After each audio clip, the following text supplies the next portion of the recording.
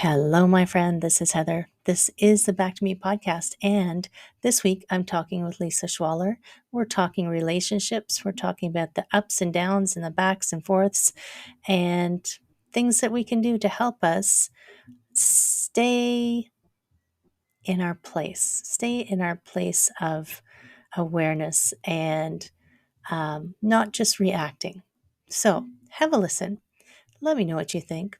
Take care and have a great week.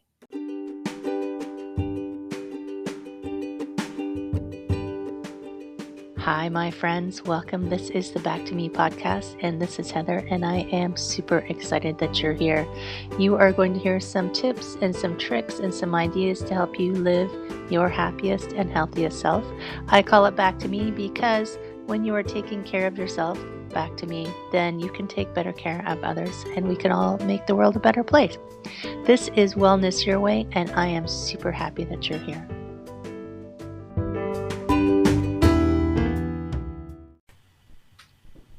Hello, my friend. Welcome. I hope you're having an outstanding day. This is Heather. This is the Back to Me podcast, and yet another awesome episode with another awesome person. And today's awesome person is Lisa Schwaller. And hi, Lisa. Hi, how are you today? I'm good. How are you?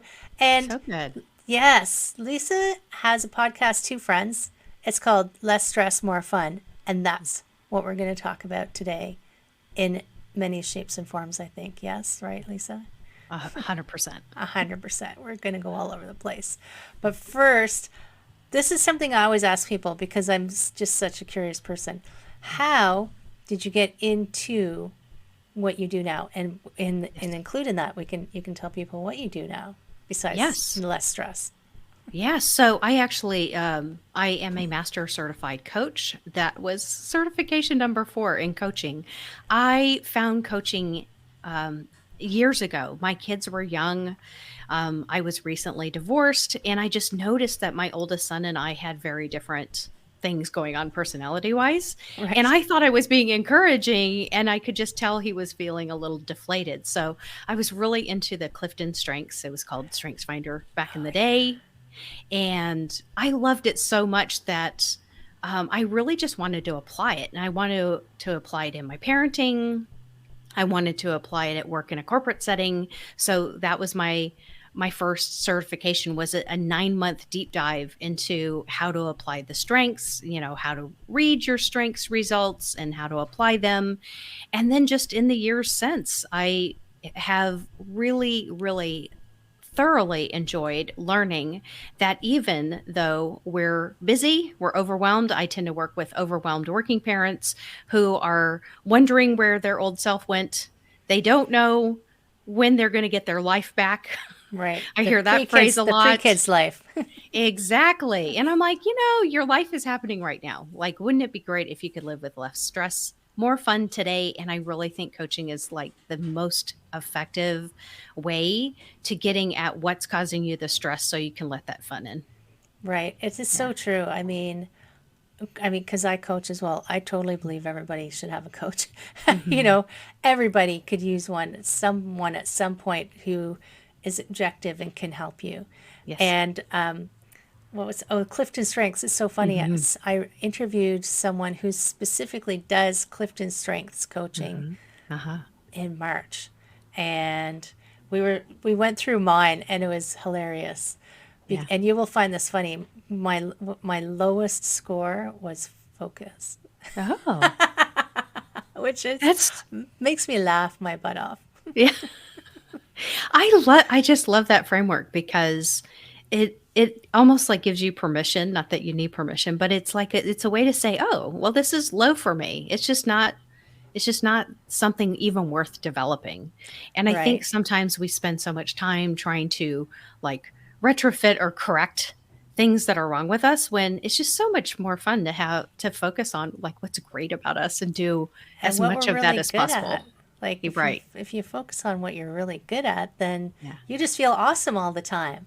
Yes. Do you still use Yes. the Clifton Strengths when you're doing the relationship stuff? Yes. So if people have their assessment or if they're interested, I definitely will factor that into the work that we do.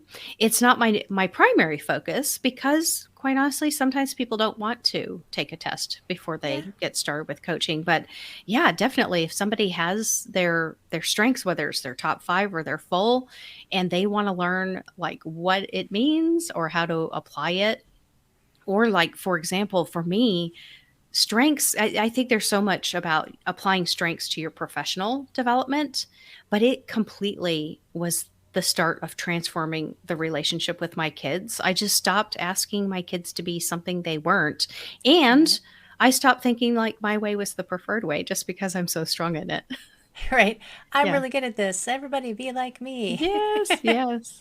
And Yeah. and understanding, I mean, I can remember one of the first ones that I ever did when I was in corporate was the Myers-Briggs, and Mhm. then you do the colors like you do them all when you're in corporate.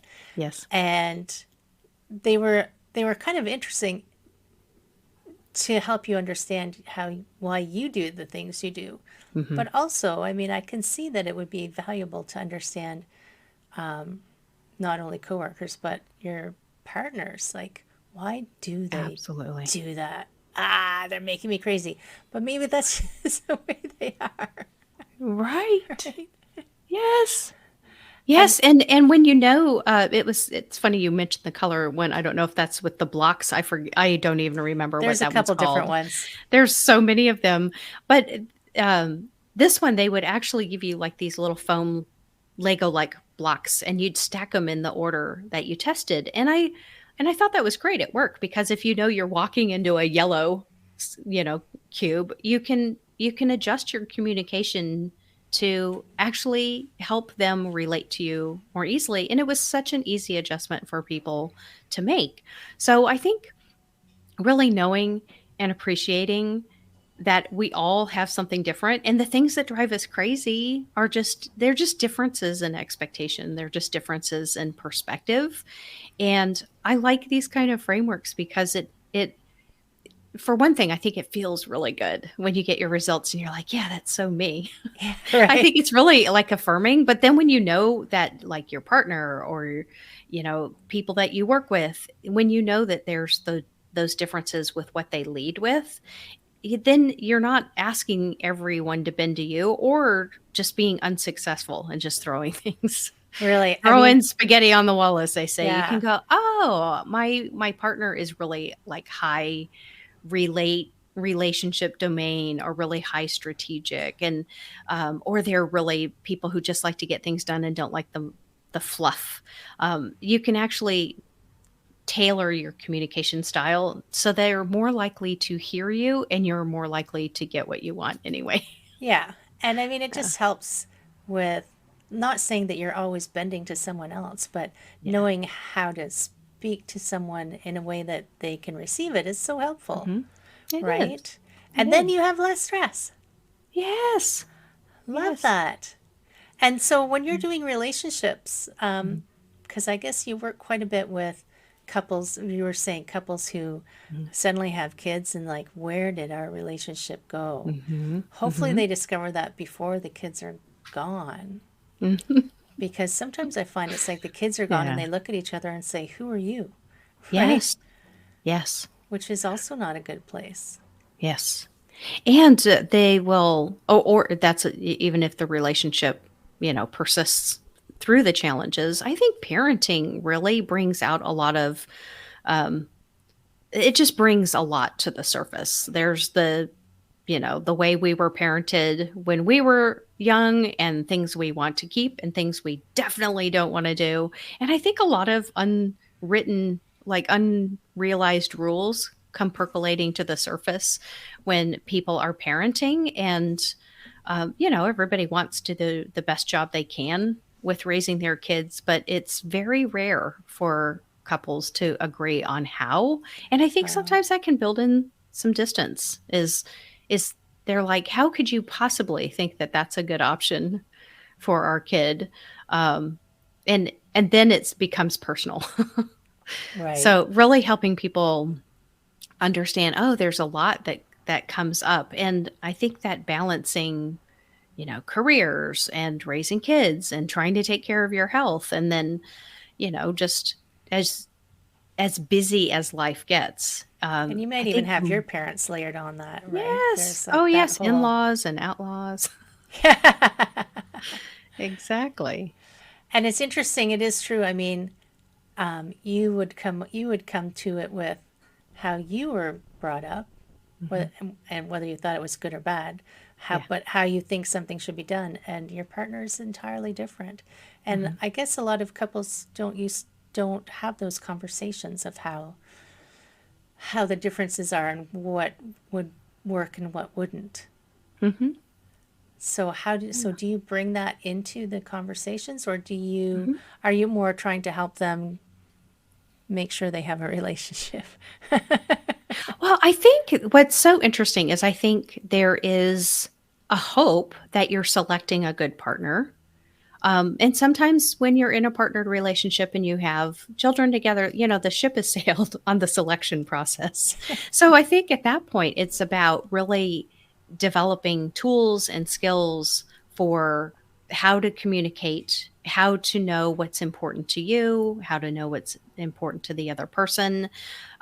Because the thing about life is like whether it's work, whether it's finances, kids, even health issues, sometimes we don't know how we're going to react until we're there. Oh So yeah.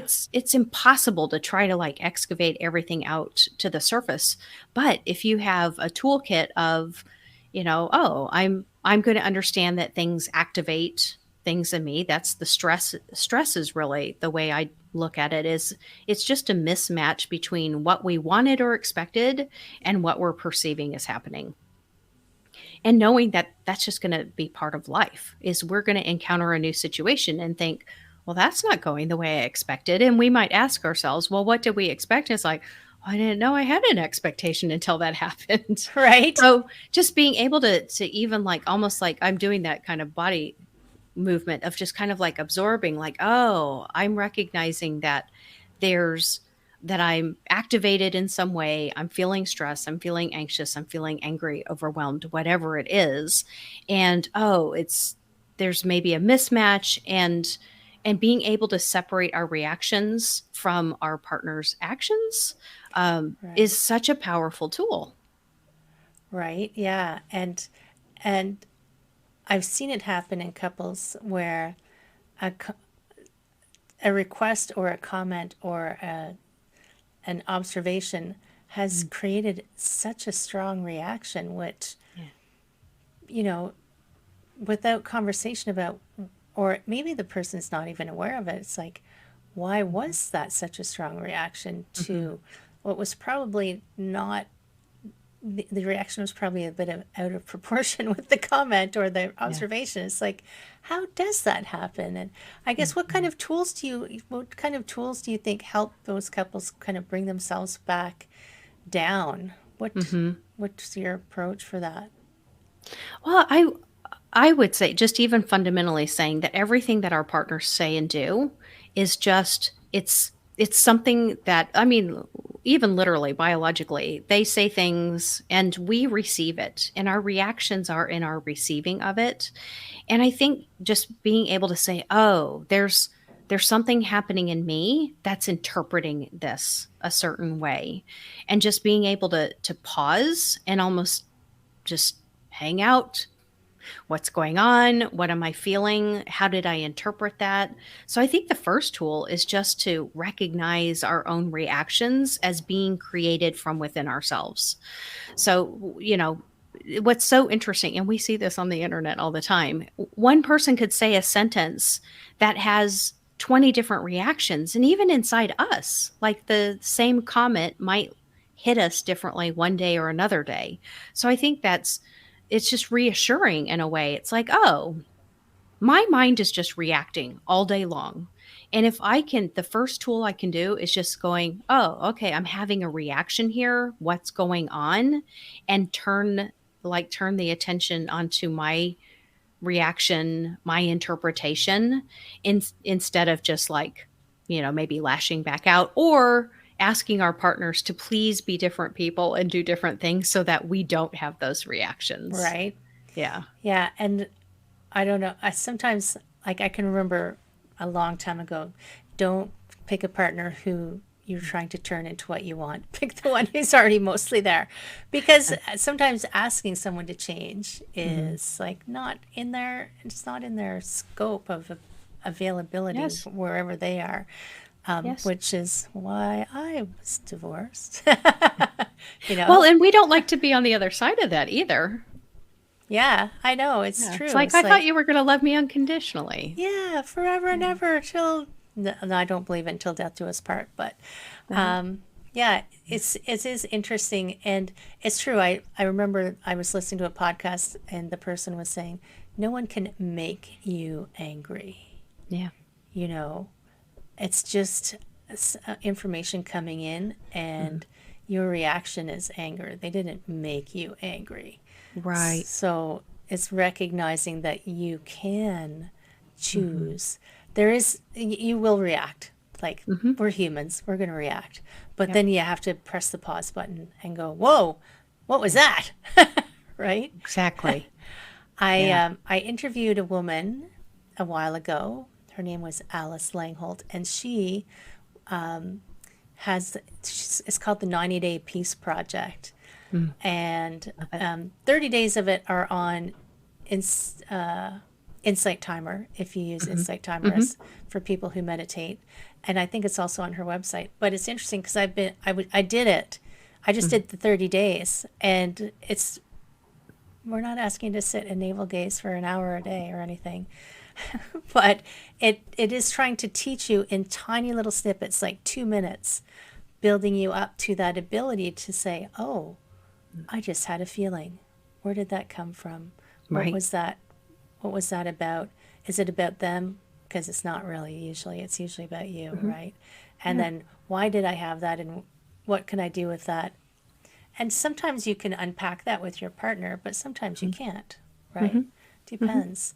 Do you see your couples at the same time? Because you do one-on-one. I have. One-on-one, I do or is one it two? now. I have worked with couples previously, and it can be helpful to explain and give context. But what's really satisfying is that's absolutely not necessary. I think, in fact, that's why I'm so passionate really about coaching, is that one person can raise their own awareness and raise the maturity to just kind of slow down and say, oh, I'm reacting.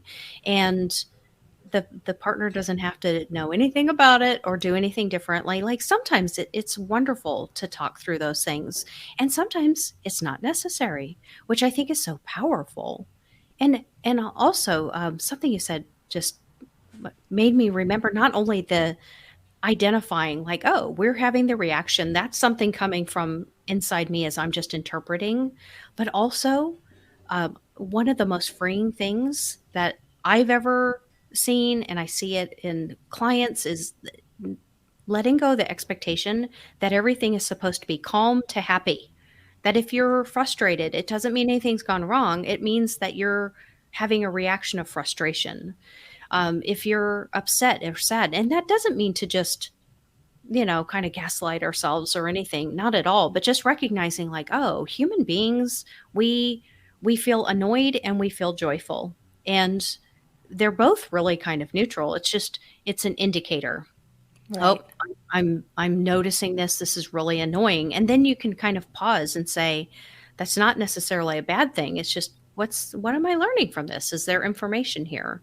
So sometimes what's really powerful is that you can actually make a lot of changes in yourself, of just your relationship with yourself, that magically seems to make your partnered relationship better. Well, I think it partly because you start being different, right? Yeah. In that relationship, and they change to react to the new you, or the Yes. different you.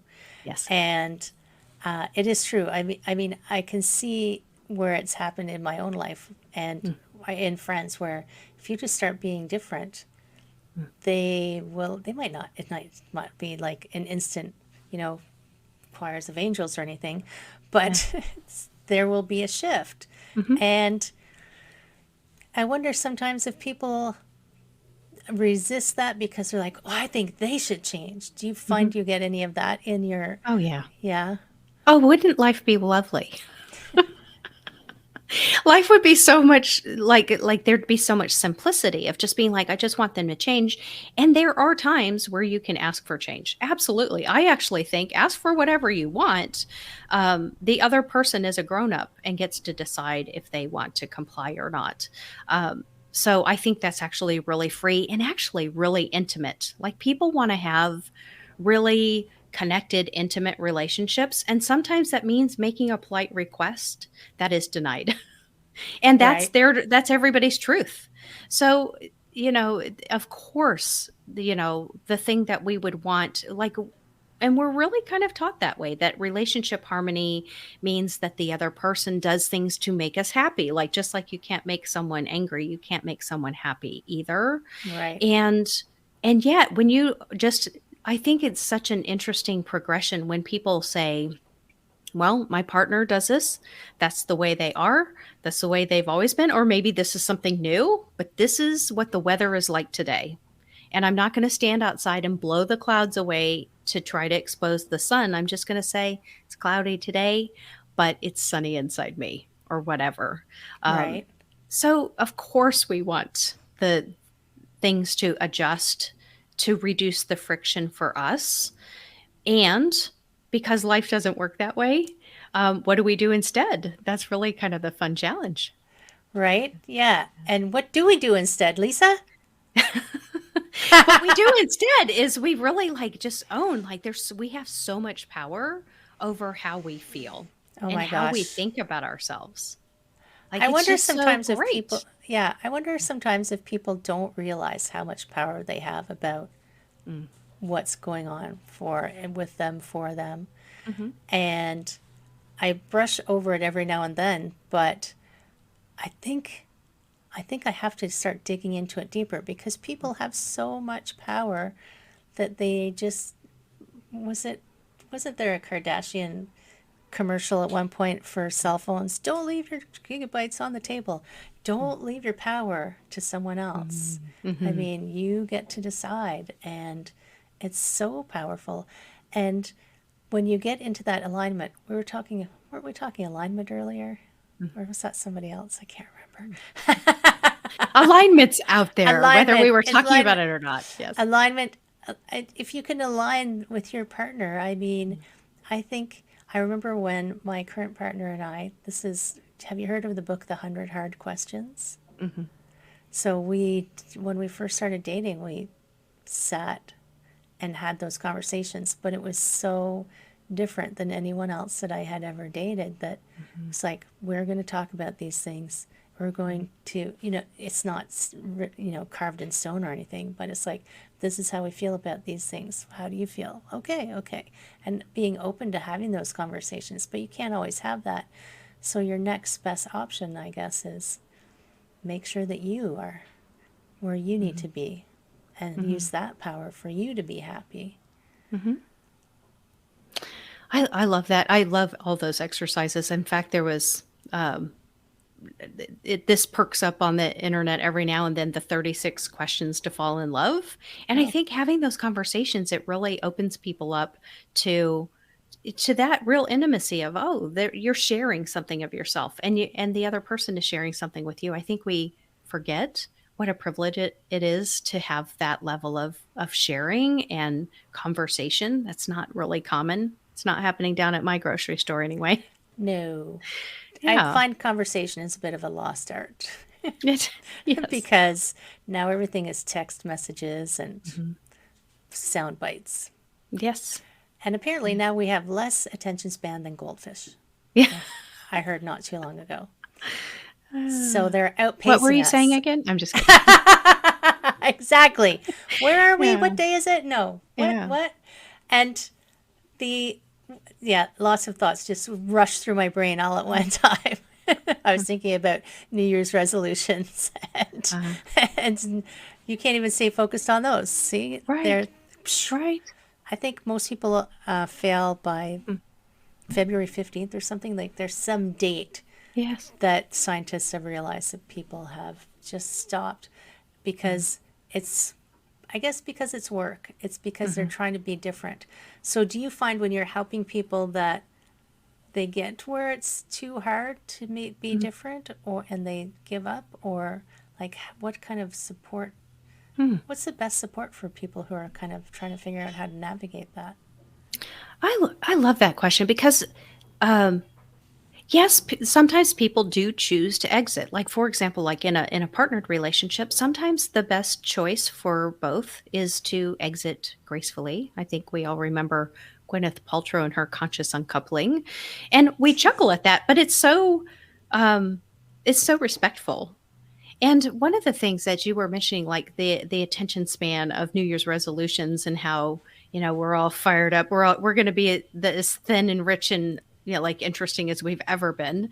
And then in middle of February, it's like, eh. And I think that actually comes down to competing desires. Hmm. So a lot of times we have things that we want aspirationally, and then there are things that we want from like that comfort part of us, like that there is such a strong pull from our brains. It's like, this is what we know. This is the habits and patterns that define who we are. And if we change, I don't know who I am anymore in this new Right. framework. So I think each partner has I don't know, it's just an invitation. It's a privilege. It's such a beautiful thing to bring to a relationship, knowing what you want and what you value. And I've actually talked a little bit about like my idea of leadership in relationship is really knowing what you value first and knowing how you're going to give those values, whether it's leading a team at work or leading in your marriage, is what's really important to you. What do you want?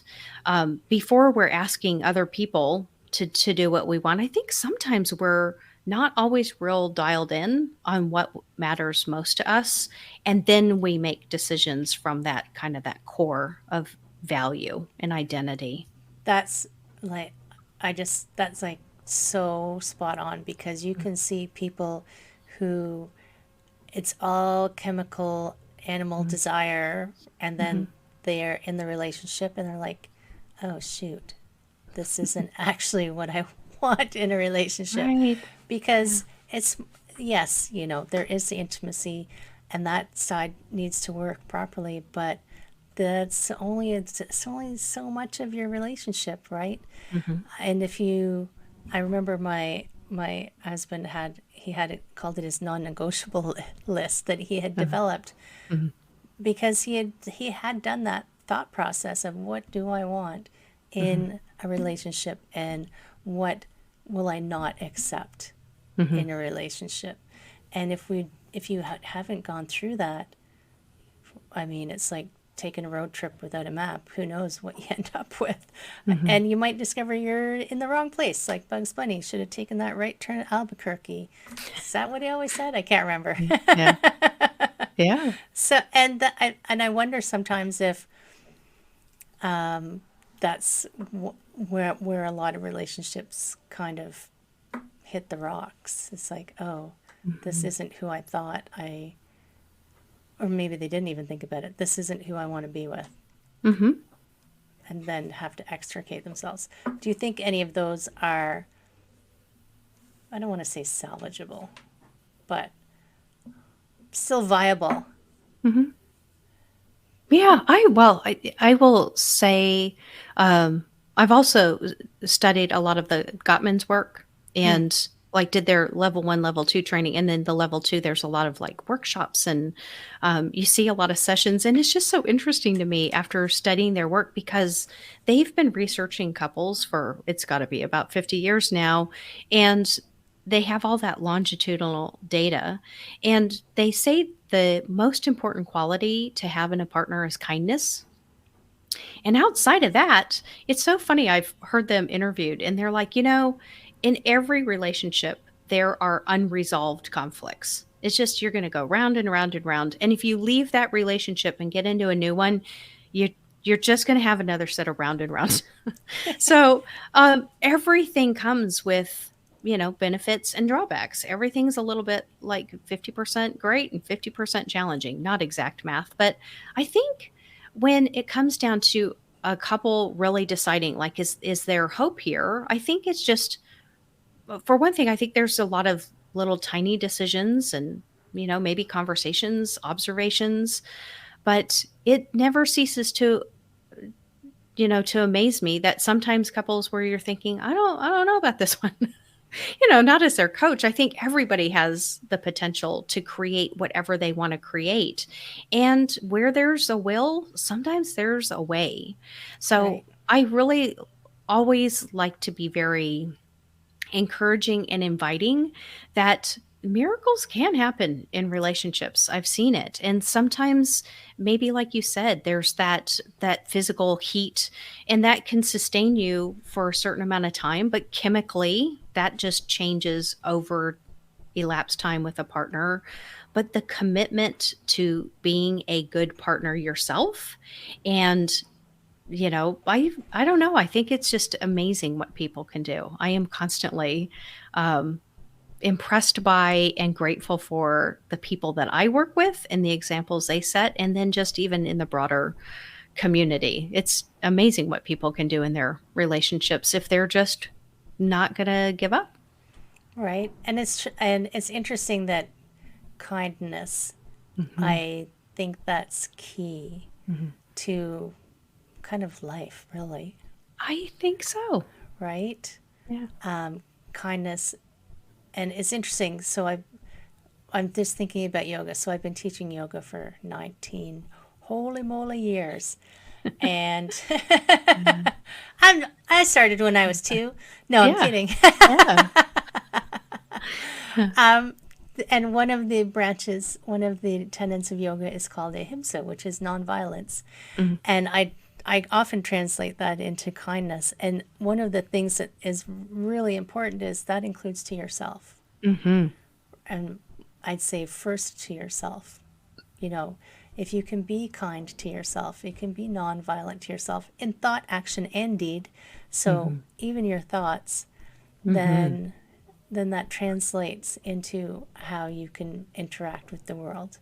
Mhm. Because I have seen people who are different people Mhm. from front facing to not front facing. They'll be a different person at Mhm. work, a different person with their friends, and a different person with their spouse. Mhm. And I think that's not healthy, because if Yeah. you are presenting, we always talk about you be you, be Mhm. yourself.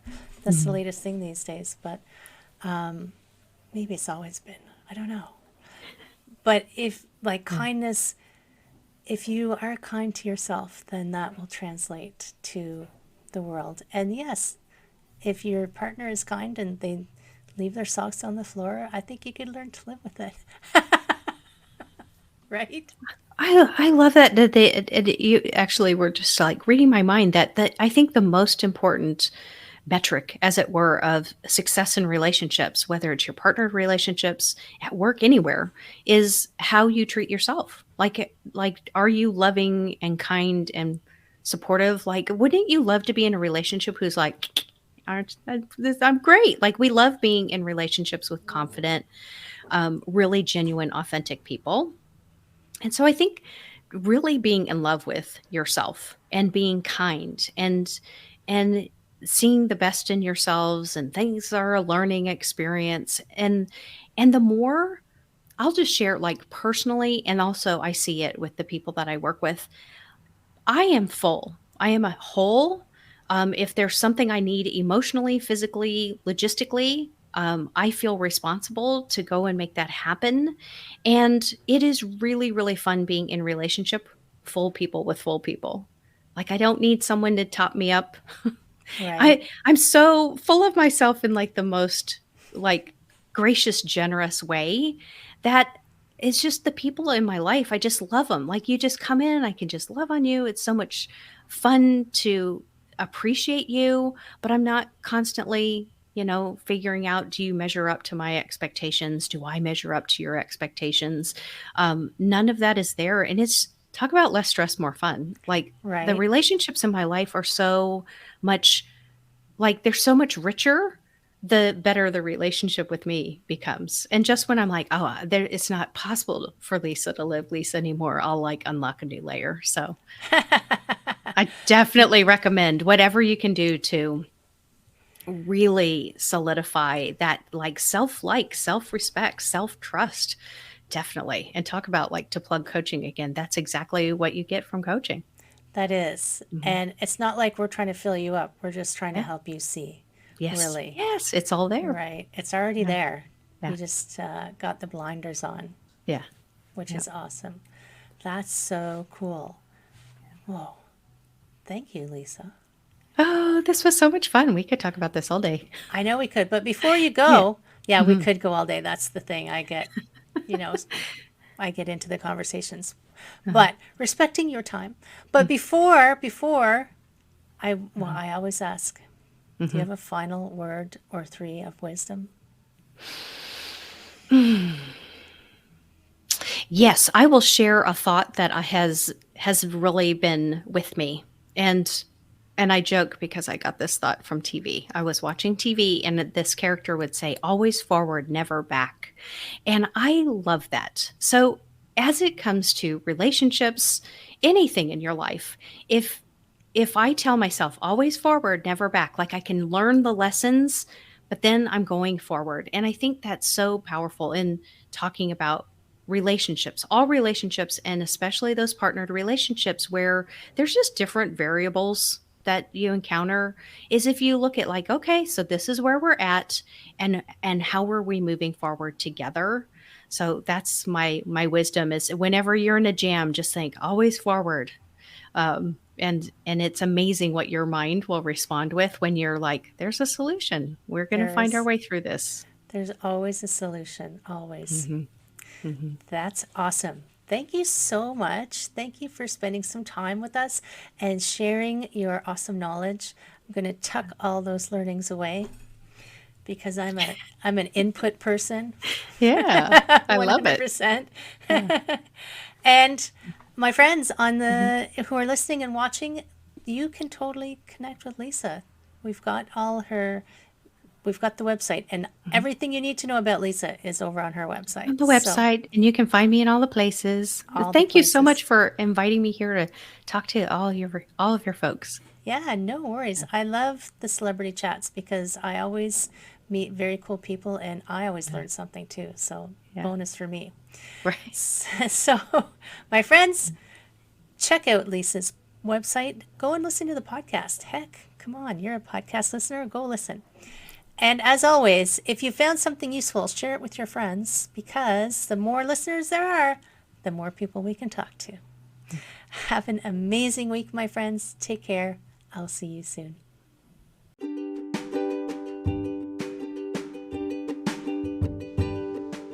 Hi, my friend. Thanks so much for listening to this entire podcast. If you found it useful and you're like me and you like helping others, please feel free to share this. Just give it a like, give it a comment. If you found something useful in it, there's a chance that someone else will find something useful as well. Also, if you have any questions at all, I can absolutely help and I would love to help. You can email me at heather@prosperityflowcoaching.com. If you want more of this awesome content, you can follow me on Instagram, Heather Stewart Coaching. You can follow me on Facebook, Prosperity Flow Coaching. And I have a personal request. I want to help as many people as I can with these podcasts. And if you could give me a review, hopefully a good one, if you could share, if you could send this out into the world, I would truly appreciate it. I hope you have an amazing day. And I hope that you find your way to wellness by getting back to me. Take care, my friend.